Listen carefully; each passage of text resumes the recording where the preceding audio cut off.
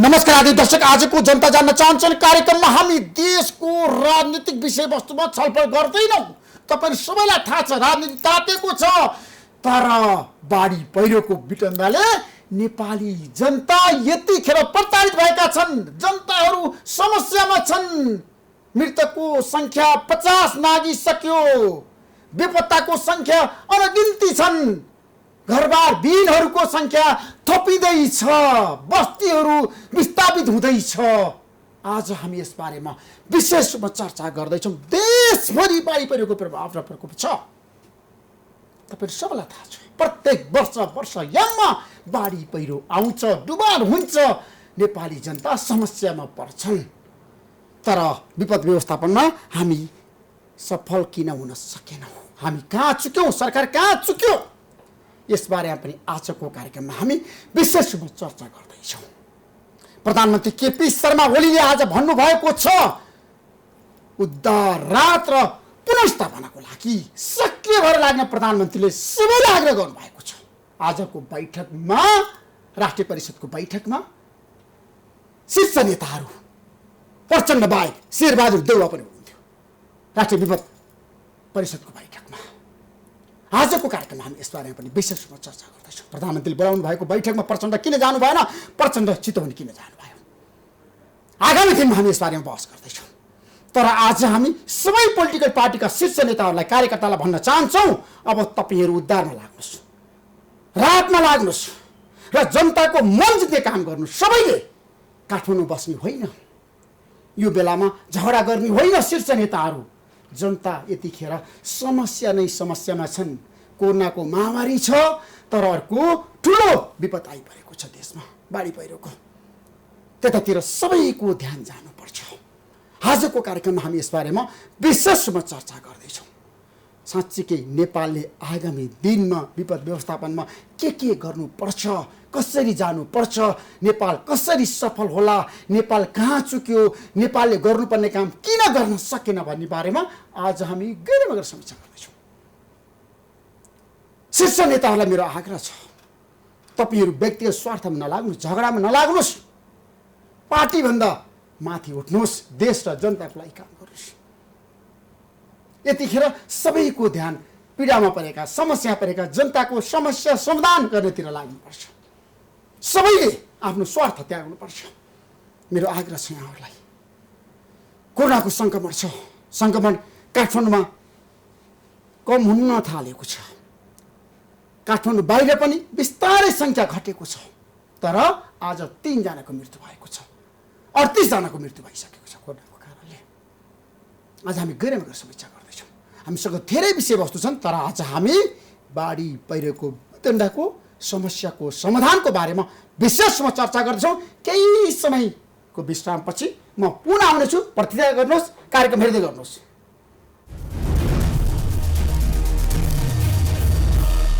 हामी जनता जान्न चाहन्छन् कार्यक्रममा छौँ र जनता जान्न चाहन्छन् कार्यक्रममा आज हाम्रो बिचमा 2 जना सबैले यो विपद व्यवस्थापनमा चिनेको, जानेको, बुझेको व्यक्तित्वहरू हुनुहुन्छ।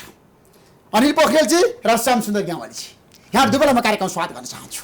आराम हुनुहुन्छ अनिलजी? आजको बैठकमा प्रधानमन्त्री के भन्नुभयो? आज मुख्य गरी हामीहरूको जुन यो गएको 3 दिनदेखि हामीले जुन वितण्डा देखेका छौँ होइन, त्यसको लागि उहाँ एकदमै चिन्तित हुनुहुन्छ। उहाँले वैशाख 1 गते नै हाम्रो तेस्रो राष्ट्रिय परिषदको बैठक उहाँले डाक्नु भएको थियो। त्यो परिषदको बैठकमै हामीहरूले यो चिज उहाँले देखिसक्नु भएको थियो। यसको लागि हामीहरूले एकदम प्रभावकारी हिसाबबाट हामीले पूर्व तयारी गरौँ। त्यसको लागि हामीहरूले अहिलेदेखि नै लागौँ भनेर उहाँले र त्यो परिषदले नै त्यतिखेर गरेको हो। हामीले काम त्यही बेलादेखि नै सुरु गरेको हो। हामीले यसको कार्ययोजना बनायौँ। त्यो कार्ययोजना अन्तर्गत हामी सुरु गरिसकेका थियौँ। त्यति हुँदाहुँदै पनि हामीहरूको यो वर्ष अचम्मै भएको छ। यति छिटै हामीहरूले पहिरोबाट यति धेरै मान्छेहरू हामीले गुमायौँ। देशभरि प्रताडित छन् पहिरोबाट। बाढी पीडित जनताहरू त धेरै छन् अहिले त। हजुर, उनीहरूको लागि चाहिँ अब सरकारले राहत देला, उद्धार गर्ला होइन, पुनर्स्थापना पनि गर्ला, त्यो सरकारको दायित्व प्रधानमन्त्रीले गर्छु भनेर भन्नुभएको छ। तर यसलाई न्यूनीकरण गर्नको लागि क्या, जोखिम न्यूनीकरण गर्नको लागि आगामी दिनमा चाल्ने कदम के हुन सक्छ त? अब यो चिज आजै यो चिजलाई हामीहरूको 74 सालमै हामीहरूको पार्लियामेन्टले नै यो चिज देखिसकेको हो। विगतको जुन 10 वर्ष लामो प्रयासबाट हामीले यो ऐन प्राप्त गऱ्यौँ, सदनले यसलाई पारित गर्यो। त्यो ऐनले यो प्राधिकरणलाई स्थापना गर्यो। त्यो प्राधिकरणले र त्यो ऐनले चाहिँ हामीहरूले जोखिमको न्यूनीकरण गर्न मुख्य ध्येय हुनुपर्छ। त्यो सँगसँगै हामीहरूले यस्तो अवस्थामा हामीले तदारुका साथ एकदमै जस्ट इन टाइम हिसाबबाट हामीले यथाशक्य छिटो समयमा हामीले त्यो मान्छेहरूलाई उद्धार गर्नु पर्यो, राहत दिनु पर्यो र पुनर्स्थापना गर्नु पर्यो। यो चिजलाई स्पष्टसँगले यो ऐनले व्याख्या गरेको छ। आजको हामीहरूको समीक्षा र आज मन्त्री परिषद यसलाई हाम्रो विपक्षीको मान्य नेताजी पनि हुनुहुन्थ्यो, उहाँ नेताजी पनि हुनुहुन्थ्यो, सबै परिषदका सबै सदस्यजीहरू पनि हुनुहुन्थ्यो, त्यसमा अरू आमन्त्रित व्यक्तिहरू पनि हुनुहुन्थ्यो। उहाँहरूको एक भोइस नै के थियो भने यसलाई अझै प्रभावकारी कसरी बनाउन सकिन्छ, यसलाई अझै चुस्त कसरी बनाउन सकिन्छ, राहत पुनर्स्थापना जस्ट इन टाइम एकदम छिटो समयमा छोटो समयमा हामीले कसरी गर्न सक्छौँ, कमभन्दा कम व्यक्तिलाई असर पुगोस् भन्ने हिसाबबाट हामीले अझै कसरी प्रभावकारी बनाउने भन्ने हिसाबबाट। प्रधानमन्त्रीले त अब 2 महिनासम्म बाढी पहिरो जान सक्छ, त्यसैले त्यसको लागि तयारी हुनु पर्यो भनेर भन्नुभएको छ होइन। स्कुलमा सबै सामग्रीहरू लिएर जानु पर्यो, राख्नु पर्यो, रासनदेखि प्रधानमन्त्रीले भन्नुभएको छ नि त्यहाँ त आज राहतको प्याकेजहरू घोषणा पनि गर्नुपर्छ भनेर प्रधानमन्त्रीले भन्नुभएको होइन र उहाँले यसलाई चुस्त बनाउनलाई दुरुस्त बनाउनुपर्छ। त्यो गराउनलाई हामीहरूले अहिले हामीहरूको जस्तो हरेक जिल्लाहरूमा हामीहरूको गोदामहरू छन्, हामीहरूको प्रोभिन्सियल लेभलको गोदामहरू छन्, हाम्रो राष्ट्रिय स्तरमा यहाँनिर हाम्रो गोदामहरू छन्, त्यहाँ मात्रले पनि सायद पुग्दैन होला। हामीले त्यसका कति सामग्रीहरू छन् के छन् भन्ने कुरा हामीले राख्यौँ। तर यसलाई उच्च जोखिम भएका ठाउँहरूका त्यो बस्तीहरूको नजिकै लगेर त्यहाँ संस्थाहरू छन्, त्यसको केही छैन भने स्कुलहरू पनि हुन सक्छन्, त्यो भवनहरूमा लगेर अहिले नै लगेर राखौँ भनेर उहाँले त्यसलाई छन्। पहिले 3 घन्टा लाग्थ्यो, त्यसलाई आधा घन्टामा झारौँ होइन, पहिले त्यसलाई 6 घन्टा लाग्थ्यो, त्यसलाई 1 घन्टामा झारौँ। त्यसलाई कसरी अझै जस्ट इन टाइम अझै कसरी छोटो समयमा त्यो उद्धार कसरी गर्न सकिन्छ, राहत कति छिटो प्रोभाइड गर्न सकिन्छ, अहिले दोस्रो दिनमा हुन्छ भने राहत त्यही दिनमा कसरी पुर्याउन सकिन्छ भने त्यो हिसाबबाट हामीहरू अझै प्रभावकारी कसरी बनाउने निष्कर्ष दियो। शामसुन्दर गिवाली, तपाईँ विपद व्यवस्थापन विज्ञको नाताले बताउनुहोस्, सरकारले चालेको कदम प्रभावकारी छ या छैन तपाईँको दृष्टिकोणमा? अब सरकारले चालेको अब अहिले तत्कालको यो बाढी पहिरोलाई मात्रै हेर्ने हो भनेदेखि त अब आजको दिनको कुरा गरौँ हामी, तत्कालको त्यसको लागि त के भनेदेखि चाहिँ अब विपद व्यवस्थापन परिषदको बैठक बसेर त्यस्तो महत्त्वपूर्ण निर्णय गर्नु पक्कै पनि प्रभावकारी छ भन्नु पर्यो। तर के भने नीतिगत रूपमा त निर्णय भयो, अब यसलाई कार्यान्वयनमा लैजाने हजुर अब यसको कार्यान्वयन गर्नलाई के भनेदेखि चाहिँ हामीलाई त्यो विपद परेको प्रभावित क्षेत्रमा गएर चाहिँ नि त्यहाँका चाहिँ सूचनाहरू, त्यहाँका चाहिँ वस्तुस्थितिहरूको चाहिँ नि अध्ययन मूल्याङ्कन गरेर तत्काल चाहिँ के चाहिँ हामीले रेस्पोन्स गर्नु, प्रतिकार्यको जुन हाम्रो राष्ट्रिय प्रतिकार्य ढाँचा छ नेपालले बनाइसकेको छ, त्यो प्रतिकार्य ढाँचा अनुरूप चाहिँ त्यसलाई कार्यान्वयन गर्नुपर्ने लाग्नु पर्यो। त्यहाँ स्थानीय सरकारको, प्रदेश सरकारको र सँगसँगै के अरे मानवीय सहयोग कार्य गर्ने चाहिँ सङ्घ संस्थाहरूको सहकार्यमा जानुपर्ने हुन्छ। अब अहिले 2टा समस्या चाहिँ हामीले देखाएको छ। एउटा त के भनेदेखि चाहिँ हाम्रो यो प्राकृतिक कारणले गर्दाखेरि जुन यातायातको अथवा चाहिँ भनौँ हेलिकप्टर समेत पनि ल्यान्ड गर्न नसक्ने, पुग्न नसक्ने त्यो चुनौती छ।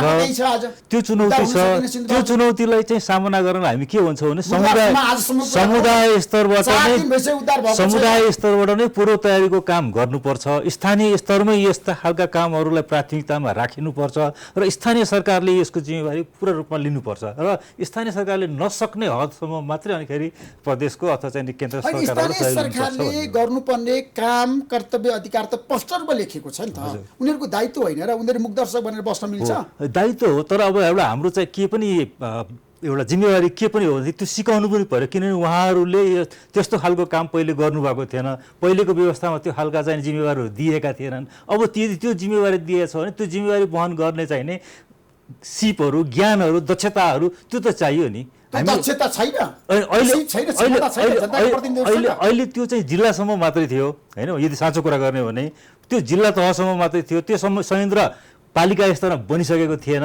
केही चाहिँ अब पुराना चाहिँ नि स्थापित पालिकाहरूमा थियो होला, तर जुन अहिले चाहिँ जुन नयाँ संरचनाले हाम्रो चाहिँ नि 753वटा चाहिँ नि स्थानीय सरकारहरू छन्, त्यो सबै ठाउँमा त्यो संरचना पुगिसकेको छैन र त्यहाँ क्षमता अभिवृद्धि गर्ने, क्षमताको विकास गर्ने, त्यस सम्बन्धी ज्ञान सिपहरू चाहिँ हस्तान्तरण गर्नुपर्ने चुनौती छ र मलाई लाग्छ अब प्राधिकरणको चाहिँ मुख्य चुनौती, मुख्य काम पनि त्यो हो कि त्यो सिप कसरी हस्तान्तरण गर्ने, त्यो ज्ञान कसरी चाहिँ हस्तान्तरण गर्ने भन्ने नै हो। अनिल पोखरेलजी, तपाईँ कार्यकारी निर्देशक, राष्ट्रिय विपद जोखिम न्यूनीकरण तथा व्यवस्थापन प्राधिकरण भनेको एकदम शक्तिशाली हो नि यो संस्था होइन? यसले गर्नुपर्ने काम कर्तव्य अधिकार त सबैलाई थाहा छ। आजको दिनमा ठ्याक्कै तत्कालको कुरा गर्छु म, किनभने जनताहरू पीडामा छन्, समस्यामा छन् है। प्रधानमन्त्रीले भन्नुभयो होला, गृहमन्त्रीले अब एक्सन गर्नु होला, काम चाहिँ जताततै छ नि, सुरक्षा निकायलाई परिचालन गरेर हेलिकप्टरहरू गएको होला होइन, तर पनि परिणाम पाएको छैनन् क्या। आज सिन्धुपाल्चोकको कुरा हेर्नुहोस् त, यत्रो दिन भइसक्यो, उद्धार छैन, बेपत्ता छ जनताहरू। सायद अलिकति यसलाई करेक्ट पनि गर्न जरुरी छ होला। यो घटना हुनुभन्दा 3 दिन अगावै हामीहरूले यस्तो हुनसक्छ है भनेर तपाईँले भन्नुभएको थियो, हामीले भनेका छौँ। सायद हजुरहरूले मिस गर्नुभयो होला। हामीले यसलाई प्रेस नोटको माध्यमबाट हामीले सबै ठाउँमा हामीले बाँड्यौँ। हामीहरूले टेलिभिजनको कार्यक्रमहरूमादेखि लिएर यसलाई विभिन्न भाषीमा समेत हामीले तामाङ भाषामा, भोजपुरी भाषामा, मैथिली भाषामा, नेपालीमा त भइहाल्यो होइन, यो भाषामा समेत हामीले गरेका छौँ। हामीले फेसबुकमा, ट्विटरमा होइन।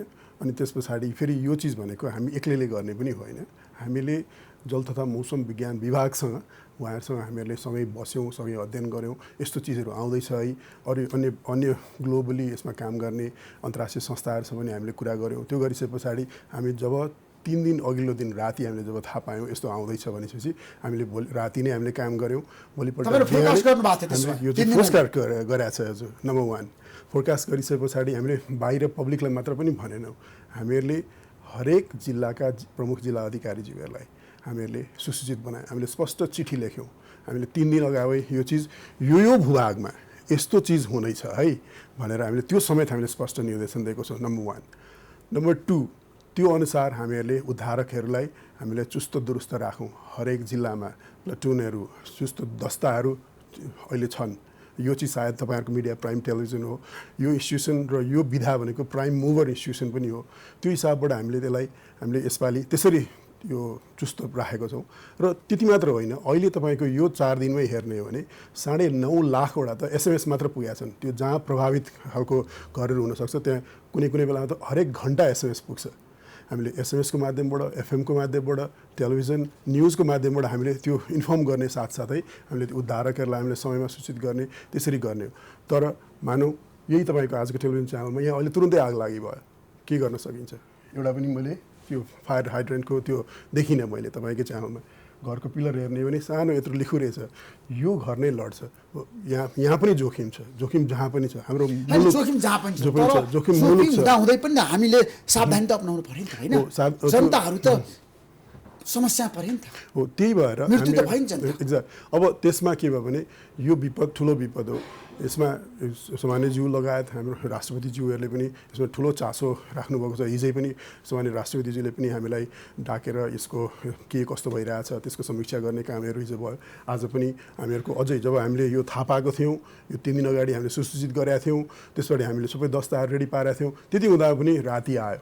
यो बस्नु नहुने ठाउँमा हामीले घरहरू बनाएको छौँ, धेरै ठाउँहरूमा। कतिपय ठाउँमा हामीले सायद भन्न सक्छौँ होला, कतिपय ठाउँमा त जस्तो पर्वतको जस्तो पहिरोमा त ठुलो जङ्गल छ, भिरालो पनि छैन, नामै सोरुन चौर भन्ने छ, चौरमा पहिरो आयो हेर्नुहोस् होइन। सडक छ ठुलो, दुईवटा ट्रकसँगै पास हुने, त्यसलाई छिचलेर त्यत्रो डाँडाबाट त्यत्रो रुख, त्यत्रो मुढाहरू समेत लिएर आएर त्यसरी क्षणभरमै सिध्याउँछ भनेर परिकल्पना पनि नगर्न सकेको ठाउँहरू थियो। त्यस्तो ठाउँमा हामी सायद हामीले भन्न सक्दैन थियौँ होला, तर जहाँ भन्न सक्ने ठाउँहरूमा हामीले त्यो समयमा खबरहरू हामीले पुर्याएको छौँ। त्यति हुँदाहुँदै पनि केही अवस्थामा होइन यो प्रेरित पनि गर्न सकिँदैन। त्यस्तो अवस्थामा ठुलो जनधनको क्षति भयो। त्यसलाई हामीले अझै कसरी घटाउने, हाम्रो अझै पनि त बाढी पहिरो त जाने सम्भावना छ, वर्षा त भइरहेछ। हजुर, यसलाई कम गर्नको लागि हामीले सक्छौँ। अब क्षति, जनधनको क्षति त हुन थाल्यो। हामी भूबनौटै यस्तो ठाउँमा छौँ जहाँ यस्तो क्लाउड बर्स्टहरू यसको चरित्र नै त्यही हो। त्यो क्लाउड बर्स्ट नहुने हो भने हामीहरूको यस्तो फाँटहरू, यस्तो भ्यालीहरू नै बन्दैन थियो। हामीले त्यसलाई पनि हेर्न जरुरी छ। अब यस्तो भूबनौटमा हामीहरूले घर बनाउँदा, हाम्रो बस्ती बनाउँदा हामीले के कुरा ख्याल गर्नुपर्छ? हाम्रो साखु कस्तो बस्तीमा बसेको थियो? तपाईँको सँगैको यो ब्याकग्राउन्ड अब गएर हेर्नु, त्यहाँ कति धेरै जनसङ्ख्याहरू बसेका छन्। हामी के यो ठाउँमा यस्तै खालको बाक्लो, यस्तो बस्ती खालको, यस्तो खालका घरहरू बनाउन उपयुक्त छ त? हाम्रो भूकम्पको अहिलेको बाढी पहिरो मात्र होइन, हाम्रो भूकम्पको हिसाबबाट हेरौँ, आग लागि मैले अघि भने, त्यो सबै हिसाबबाट हामीले ध्यान दिएर हाम्रो बस्ती कस्तो हुनुपर्छ, हाम्रो घर कस्तो हुनुपर्छ, हाम्रो टेलिभिजनको नेपाल उच्च जोखिममा छ त्यो हरेक कणले। यसमा हामीले नपाउने भनेको सुनामी, भोल्क्यानो मात्र नहोला, नभए अरू हरेक चिजको हिसाबबाट हामीहरूको जोखिम उच्च छ। सम्झिँदै मान्छे तपाईँले देखेको जोखिमलाई न्यूनीकरण गर्नको लागि आजको दिनमा तत्काल बुदागत रूपमा भन्नु चाल्नुपर्ने कदम के 1 2 3? अब त्यसमा 1 2 3 भनेर आजै नै होइन, आजबाटै सुरु गरौँ। हजुर, आजबाट हामीले सुरु गर्नु त के भन्दा चाहिँ हामी बसेको ठाउँमा हाम्रो चाहिँ परिवेशमा चाहिँ हामी कतिको जोखिममा छौँ भनेर परिवारको तहबाट, समुदायको तहबाट, वडाको तहबाट, पालिकाको तहबाट त्यसको चाहिँ अध्ययन विश्लेषण हुनुपर्छ। किनभने उहाँहरूलाई थाहा छ, उहाँहरू त्यहाँ वर्षौँदेखि बसोबास गर्ने भएकोले चाहिँ त्यहाँको चाहिँ सबभन्दा पहिले गएको बाढी कहिले गएको थियो, कहिले गएको थियो, कुन ठाउँबाट गएको थियो, त्यस्तो केही कुराहरू उहाँहरूलाई थाहा छ। त्यसपछि केही चाहिँ हामीसँग अलिकति वैज्ञानिक चाहिँ नै अध्ययन, वैज्ञानिक पाटो पनि हामीले हेर्नुपर्ने हुन्छ। त्यहाँको चाहिँ भौगोलिक कुराहरू होला, त्यहाँको चाहिँ नि अब त्यो यदि चाहिँ नदी छ, नदी तटीय चाहिँ व्यवस्था के छ, त्यसको लागि सायद हामीले अलिकति चाहिँ केन्द्रबाट अथवा चाहिँ अलिकति चाहिँ नि वैज्ञानिक सहयोगहरू लिनुपर्छ होला। अन्यथा के भने त्यहाँको जोखिम कस्तो छ भने यदि हामीले अलिकति आफ्नै चाहिँ नि होइन बाजे पुर्खाहरूको चाहिँ कथा किम्बदन्तीलाई पनि सुन्यौँ भने हामी प्रश्न पाउँछौँ। चाहे चाहिँ अब यहाँहरूलाई थाहा छ होला होइन, जुरेको पहिरो त्यहाँ पहिलेदेखि नै चाहिँ पहिरो जान्छ भन्ने कुरा किम्बदन्तीको रूपमा थियो होइन। केही वर्ष अगाडिसम्म पनि त्यहाँ चाहिँ नि पहिरो जान्छ भनेर चाहिँ एक किसिमको चाहिँ नि तर पाएको छैन। किनभनेदेखि चाहिँ नि त्यसको चाहिँ के हो भनेदेखि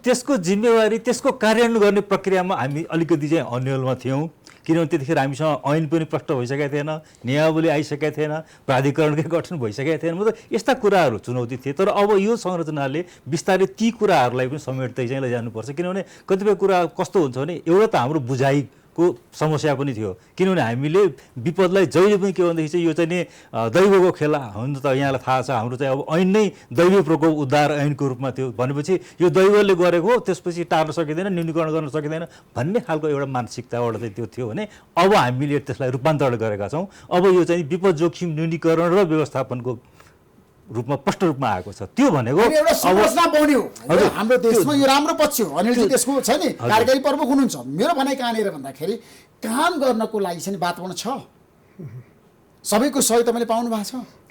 हामी यो आर्थिक भौतिक सबै क्या एकदम पोख्त छ प्राधिकरण। अब यो भन्छ नि राम राज्य होला र त्यस पछाडि यो सबै चिज हुन्छ भन्ने हामीले होइन। तपाईँ हाम्रो सबैको दायित्व हुन्छ। हामीले खालि के मात्र गऱ्यौँ जस्तो पनि लाग्यो भने हामीले खालि यो चाहिँ नेपाल सरकारले मात्र गरोस्, उसले मात्र गरोस् भनेर भन्यौँ। हामीले आफूलाई देखाएनौँ। हामीले जस्तो कि कतिवटा टेलिभिजन च्यानल होला काठमाडौँमा अहिले होइन, त्यो टेलिभिजन च्यानलहरूमध्येको त्यसको स्टुडियो चाहिँ आगलागीको हिसाबबाट चाहिँ यो स्टुडियो ऋषिजीको स्टुडियो चाहिँ सबभन्दा रिजिलियन्ट छ है भनेर मैले इन्टरभ्यू लिन तपाईँलाई पाउनुपर्छ होइन। तपाईँलाई मैले पुरस्कृत गर्न सक्नुपर्छ। तपाईँको ट्याक्स इन्सेन्टिभमा मैले केही कम गर्न सकेँ भने तपाईँले थप लगानी गर्न सक्नुहुन्छ।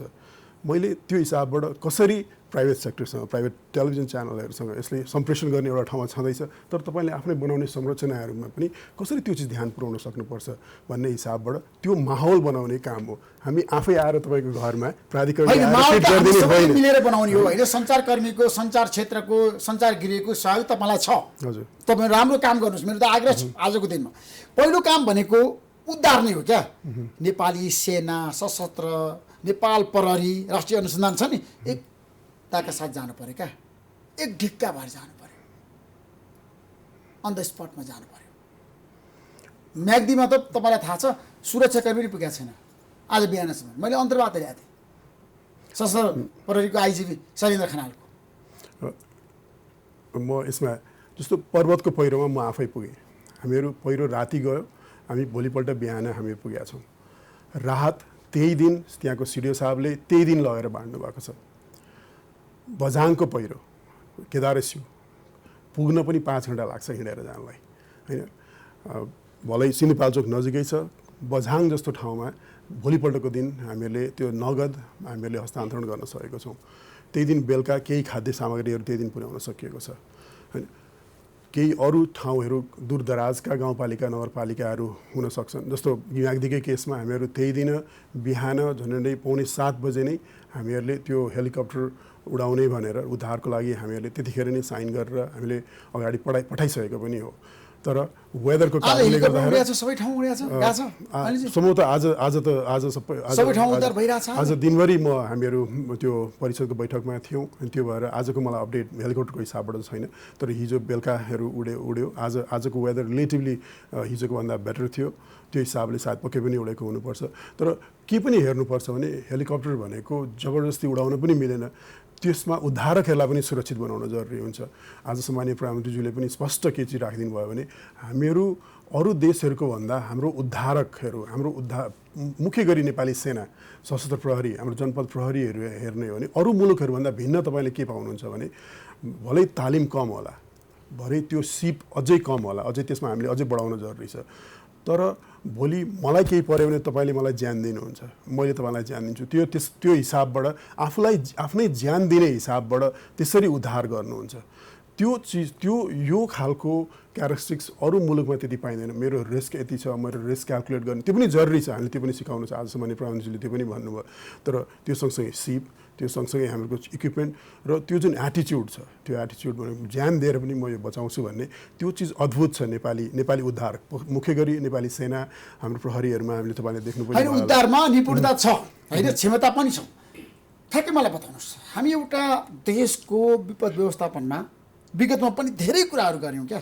प्रत्येक वर्षामा आउँछ, पानी पर्छ, झरी पर्छ, होइन, लगातार, होइन, बाढी पहिरो जान्छ, विटन्डा हुन्छ, जनताहरूको मृत्यु हुन्छ, दुःख पाउँछन्, खान पाउँदैन, बस्तीबाट उनीहरू विस्थापित हुन्छन्, अनि हामी बहस गर्छौँ क्या। हामीले यो बहस छ नि 1 वर्षभरिमा जसरी गरिरहनु पर्थ्यो नि त्यतिर हाम्रो ध्यान किन गएर प्रत्येक वर्ष असार साउनमै हामी किन बहस विपद व्यवस्थापन गर्छौँ? के कारण? खास गरी यो चाहिँ होइन, यो चाहिँ खास गरी त्यो मिडियामा नआउने हो। किनभनेदेखि चाहिँ यो बाढी पहिरोको सिजन आएपछि मिडियामा अलिक बढी आउँछ। तर यो बहस, किनभने उहाँलाई पनि थाहा छ हामी चाहिँ यो विपद रूपमै ख्याति प्राप्त व्यक्ति हुनुहुन्छ। यो नेपालमा विपद व्यवस्थापन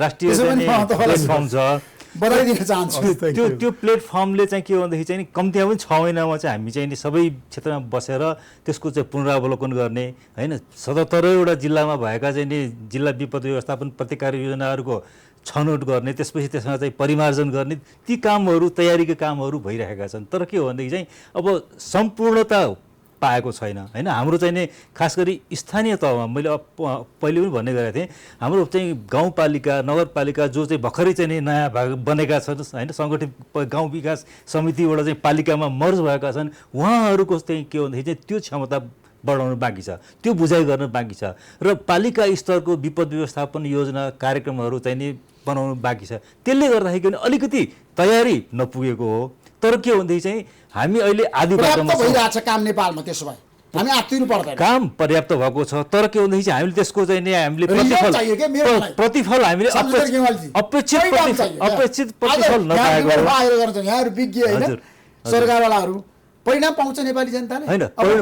परिणाम यदि हेर्ने हो भनेदेखि पहिलेको तुलनामा हाम्रो चाहिँ घटनाहरू बढेका छन्, क्षति पनि भएका छन्। तर के भने मानवीय क्षतिको कुरा गर्नु छ भने त्यो चाहिँ बिस्तारै कम भएको छ। कि त्यो किन भन्दाखेरि चाहिँ हाम्रो चाहिँ के भन्दाखेरि चाहिँ त्यो पूर्व तयारी, सचेतनाको प्रयासहरू नै हो। हामीले चाहिँ धनको सम्पत्तिको चाहिँ नि जगेर्ना गर्न सकेका छैनौँ। तर ज्यान जोगाउने क्रममा चाहिँ पहिलेको जुन मृत्युदर थियो त्यो वार्षिक मृत्युदरलाई हामीले चाहिँ बिस्तारै घटाउँदै आएको छ, त्यो हाम्रो तथ्याङ्कले देखाउँछ, होइन। त्यसै गरी क्षतिको कुरा गर्नु छ भने त्यो चाहिँ हामीले अझै पनि गर्न सकेका, किन भन्दाखेरि चाहिँ हाम्रो विकास प्रक्रियामा अलिकति दोष छ। त्यसलाई हामीले यो विनाशलाई रोक्ने खालको विकासलाई हामीले अझै पनि अगाडि बढाउन सकेका छैनौँ। र त्यो सचेतना, त्यो चाहिँ नि प्रक्रिया चाहिँ हामीले विकासकै क्रियाकलाप गर्दाखेरि, सडक बनाउँदाखेरि, पुल पुलेसा बनाउँदाखेरि, नदीमा तटबन्ध गर्दाखेरि हाम्रो त्यो जोखिमको चाहिँ मूल्याङ्कन गरेर, नदीको चाहिँ नि प्रवृत्तिको अध्ययन गरेर अनि गर्ने खालको परिपाटी अझै पनि छैन। अझै पनि हामीले के भन्दाखेरि चाहिँ नि हाम्रो चाहिँ स्थानीय चाहिँ नि जे जति ज्ञान छ त्यसैको आधारमा मात्रै गर्ने गर्दाखेरि त्यसले अलिकति प्रयोग गरौँ। हजुर अनिलजी, अब तपाईँहरू एकदम पोख्त मान्छे, विज्ञ, आजको दिनमा जनताको चाहना के छ भन्दाखेरि मैले त सर्वे पनि गरेको छु क्या। उहाँले भन्नुभयो मृतकको सङ्ख्या विगतमा भन्दा बिस्तारै घट्न थालेको छ, त्यसमा हामी सावधानी अपनाउन सफल भएका छौँ, सचेतना एकदम जनस्तरमा पुगेको छ। तर यो जोखिम कम गर्नको लागि छ नि, अब हामीले ठ्याक्कै तपाईँको योजना के छ, भावी योजना हाम्रो कसरी तपाईँ कदम चाल्दै हुन्छ? प्राधिकरणको कार्यकारी प्रमुखको नाताले भन्नुहोस् तपाईँ। हामीहरू यसले स्पष्ट बाटो हामीलाई ऐनले देखाएको छ। हामीहरू घटना घटिसके पछाडि मात्र उद्धार गर्न जाने होइन कि हामीहरू जोखिम न्यूनीकरण गर्नलाई हामीहरू त्यो नै हाम्रो प्राथमिकता हुन्छ। त्यसका लागि हामीहरूले हरेक प्रदेशमा हरेक स्थानीय सरकार 753वटा सरकारमा अघि श्यामजीले भन्नुभएको जस्तै उहाँहरूको क्षमता वृद्धि गर्ने हो। हामी आफै अपरेसनल ड्युटी भएको संस्था त्यसरी डिजाइन गरिएको होइन ताकि हरेक प्राइभेट सेक्टरले, हरेक घरले, हरेक वडा कार्यालयले, हरेक स्थानीय सरकारले त्यो क्षमता हासिल गर्न सकोस्, त्यो सिप होस्, त्यो उपकरणहरू होस्, त्यो अनुसार उसले आफ्नो नीति नियमहरू बनाओस्, उसले जोखिमलाई उसले एरेस्ट गर्न सकोस्। त्यो हिसाबबाट हामीहरूले अगाडि हामीहरूको नम्बर 1 त्यो। नम्बर 2 भनेको हामीहरूले जोखिम कहाँ छन्, जोखिमयुक्त बस्तीहरू कहाँनिर छन् त्यो पहिचान गर्ने, त्यसलाई उहाँहरूलाई फकाएर फुलाएर त्यो भनेको ट्याक्स ब्रेक्सहरू हुनसक्ला, इकोनोमिक इन्सेन्टिभ्सहरू दिने त्यो खालको चिजहरू, नीतिगत व्यवस्थाहरू गरेर उहाँहरूलाई असुरक्षित ठाउँबाट बिस्तारै सुरक्षित ठाउँमा हामीले लिएर आउने हो। त्यो सँगसँगै जस्तो अघि मैले भने 3 दिन अगाडि नै पूर्वानुमानहरू दिने, यसलाई अझै विशिष्टीकृत गराउने, यसलाई हरेक भाषामा पुर्याउन सक्ने, हरेक हातमा पुर्याउन सक्ने, हरेक मिडियामा। अहिले यो इन्टरभ्यू दिँदा मानौँ केही चिज हैयार भइहाल्यो भने तपाईँको स्क्रोल बारमा झ्याप्पै आउने खालको त्यो प्रणाली हामीहरू बनाउँछौँ। सम्भवतः 1 वर्षमै यो चिज हुन्छ पनि यसलाई कमन अलर्टिङ प्रोटोकल भनेर भन्छौँ। त्यसरी त्यस खालको विभिन्न प्रविधिहरूलाई प्रयोग गरेर यसमा अब यो उद्धार राहत पुनर्स्थापना साधन स्रोत छ हामीसँग प्रविधि प्रयोग गर्न कुनै समस्या छैन। साधन जस्तो प्राधिकरणलाई मैले साधन स्रोत त मैले अघि भने राम राज्यमा पनि सायद थिएन होला, तर अहिले घटना पैसाले रोकिएको कदापि पनि छैन। अहिलेको यो दिनहरूमा पनि हामीले पैसाको अथवा आर्थिक हिसाब आज पनि सम्मानित प्रधानमन्त्रीले पनि स्पष्ट, अर्थमन्त्रीजीले पनि स्पष्ट राखिरहनु भयो। यो चिज यो काम गर्न उद्धार राहत पुनर्स्थापन गर्नलाई यसको लागि आर्थिक जोहो गर्नुपर्ने हुन्छ, थप आर्थिक स्रोत चाहिन्छ भने त्यसको लागि गरौँ। त्यसमा कतै पनि त्यो दुविधा छँदै छैन। त्यसो भए जनताले निष्कर्षमा पुग्नुपर्छ। आजको यो कार्यक्रम मार्फत जनतालाई हामीले आश्वस्त पार्नुपर्छ। अब कहाँ जोखिम छ त, बस्ती नै विस्थापित हुने गरी नेपालभरिको कुरा गर्दाखेरि बाढी पहिरोको जाँदाखेरि अब तपाईँले त केही सूचना लिएर आउनु भएको छ। अब पहिरोको केसमा तपाईँले हेर्नुभयो भने जस्तो बझाङको जुन केदारेस्यु जुन देख्नुभयो तपाईँको फुटेजहरूमा पनि देखिया थियो। अहिले जुन यो जम्बो भन्ने जुन ठाउँ थियो तपाईँले त्यो फोटोलाई केलाएर हेर्नुभयो भने त्यहाँबाट आएर जम्बो पहिरो नै झर्या रहेछ त्यहाँनिर। त्यो जुन यस्तो डाँडो जस्तो जुन थुम्को देखिया छ त्यो डाँडो थुम्को भनेको त्यो माथिबाट झरेको भेल पहिरोको अवशेष हो। त्यहाँ त्यो मेरो 40 वर्ष 50 वर्ष 60 वर्ष कति वर्ष अगाडि पहिरो गयो त्यो अहिले थाहा छैन निश्चित रूपमा। त्यसको पनि हामीहरू अध्ययन गरौँला। तर त्यो पहिरोमा रुखपात उम्रियो, त्यो हाइवे बन्यो, त्यहाँ अब ठुलो इकोनोमिक एक्टिभिटिजहरू भयो, त्यहाँ गएर घर बनाइयो। तर त्यो ठाउँ जतिको जोखिम पहिरोको हिसाबबाट अन्त कतै पनि हुनै सक्दैन। त्यो पहिरो माथि नै गएर हामीहरू बस्नु भनेको त्यसले बैल मुझे मार जुन भन्छ त्यो ढुङ्गाले आएर मलाई लिएर लाग्छ होइन। हामीहरूले त्यस्तो खालका यसलाई चाहिँ हामीहरूले डेब्री फ्यान भन्छौँ यो पहिरोको भाषामा। त्यो पहिरो जहाँ आएर बसेको छ त्यो पहिरोमा बसेको छौँ भने हामीहरू त्यहाँ बस्नु हुँदैन, त्यहाँ बस्ती राख्नु हुँदैन, घर बनाउनु हुँदैन। यो स्पष्ट छ पहिरोको हिसाबबाट होइन। कुनै बेलामा हामीहरू भन्न सक्दैनौँ, त्यो एउटा अलग कुरो छ। अब बाढीको कुरो हामीहरू राधेको फाँटमा गएर बस्यौँ भने त्यहाँ बाढी आउँछ, मानिसहरूको यो हाइटमा बस्यो भने बाढी आउँदैन, स्पष्ट छ। त्यसै गरी होचा ठाउँहरू होइन जहाँ नदीको तटीय क्षेत्रहरूमा मधेसमा पनि सबै ठाउँमा डुबान हुँदैन। मधेसमा पनि त्यहीँ भरतिर डुबान हुन्छ, यहीँ ओरतिर अलिकति सुरक्षित ठाउँहरू छ। त्यसलाई अङ्ग्रेजीमा ट्रेड अफ भन्ने हुन्छ। त्यो कतैतिर जहाँ डुबान हुन्छ त्यहाँ मलिलो माटोहरू पनि हुन्छ। त्यो हिसाबबाट कहाँ बस्ने कहाँ नबस्ने भन्ने कुरा हिजो त्यो ट्रेड अफको कारणले गर्दा पनि भयो, जमिनको भाउको प्रेसरहरूको कारणले गर्दा पनि हो। मान्छेहरूको ज्ञान यो बिस्तारै हराउँदै गएर हामीले त्यसलाई हामी जित्न सकिहाल्छौँ भन्ने कुराको हेलचेक्राइको कारणले गर्दा पनि हो। बाढी र पहिरोको हिसाबबाट मोटामोटी हामीले जोखिमका ठाउँहरू यस्तो खालका हुन सक्छन् भन्ने कुरा परम्परागत ज्ञान पनि थियो। त्यसलाई अझै हामीले विज्ञानको हिसाबबाटले त्यसलाई सबैले पाउन सक्ने हिसाबबाट हामीले त्यसलाई राख्ने कार्यक्रमको दिशाबाट हामी अगाडि बढेका छौँ। सामसिद्धि घिमिरेजी एउटा निष्कर्ष दिनुहोस् यो कार्यक्रम मार्फत, किनभने नेपाली जनताले सबभन्दा बढी हेर्ने कार्यक्रममा तपाईँ हुनुहुन्छ जनता जान्न चाहन्छन् कार्यक्रममा।